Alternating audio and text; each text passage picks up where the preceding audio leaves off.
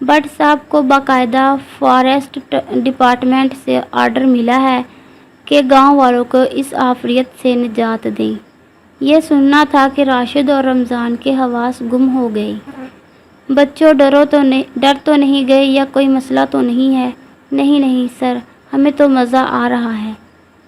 کچھ ہی دیر میں جیپ برفانی گاؤں میں تھی۔ مستقل برف باری ہو رہی تھی جو کبھی تیز ہو جاتی اور کبھی ہلکی۔ کافی دیر تک گھوم پھر کر مقامی لوگوں کی مدد سے علاقے کا جائزہ لیا گیا۔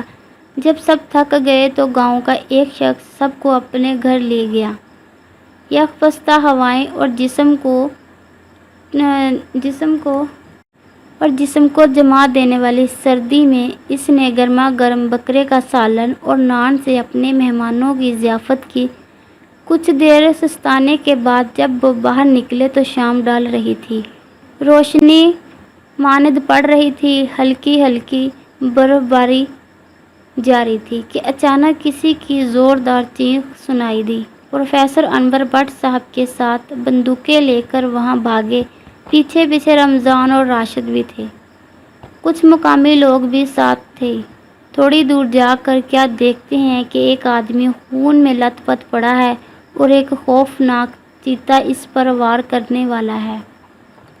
اتنے سارے لوگوں کو ایک ساتھ دیکھ کر چیتا پہلے تو گھبرایا، لیکن اس پر بھوک کا اتنا غلبہ تھا کہ وہ بھاگنے کے بجائے وہیں کھڑا ہو کر باقی لوگوں پر گھرانے لگا۔ پروفیسر صاحب نے راشد اور رمضان کی جانب آنکھوں سے واپس جانے کا اشارہ کیا تو وہ پیچھے ہٹ گئے۔ ایک اور ذرا اونچے اور محفوظ مقام پر جا کر سارا منظر دیکھنے لگے۔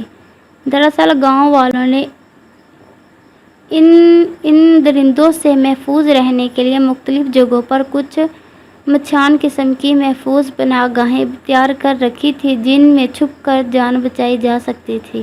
راشد اور رمضان بھی ایک ایسی ہی پناہ گاہ تک پہنچ گئے تھے۔ بٹ صاحب اور پروفیسر انور آگے بڑھنے لگے تو گاؤں کے لوگ بولے، نہیں صاحب، آگے مت بڑھو، یہ بہت خطرناک جانور ہے، تمہیں مار ڈالے گا۔